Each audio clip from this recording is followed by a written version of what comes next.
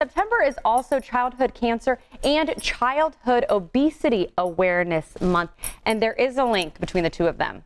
Absolutely. So it's good to talk about both because they're both really important for the health of our kids today.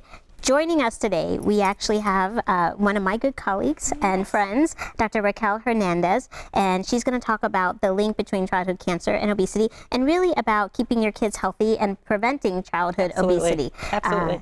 Why don't you tell us a little bit about your role as director of the Healthy Steps Clinic? So I feel privileged really to get to work with Jen at Hopkins All Children's, but also to have a clinic and a set of programs that really helps us address families who are having issues with healthy lifestyles and making the right decisions. So I direct a clinic that is a multidisciplinary group that allows us to have a dietitian, myself, and a psychologist to work with families, infancy to young adults, to really kind of help them in any way that we can.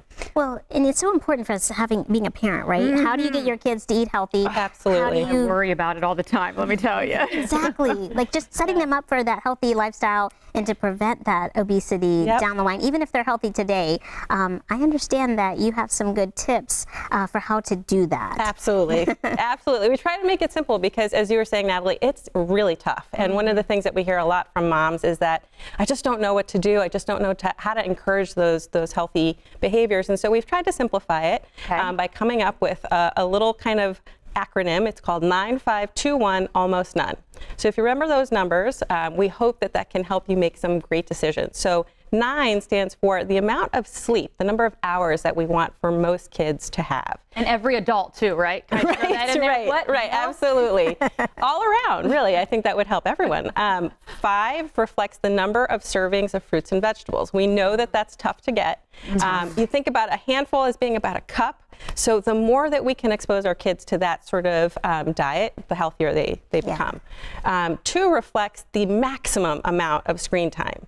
We all know our kids are glued to their phones and glued to their iPads, right? So that's actually one of the things that we really try to encourage is trying to limit that and substituting that with a little bit of activity. We're not asking for marathons, but we're asking for maybe a little walking the dog, such that the phone is put down. 1 reflects the amount of physical activity. So 1 hour is what we encourage, at least every day, to really build that healthy muscle, to really get that outdoor time, heart health associated with that. And then almost none reflects no sugary beverages. We know that, unfortunately, a lot of marketing, is out there for kids to just guzzle down those sweetened drinks, and unfortunately, those are extra calories that put our kids at risk.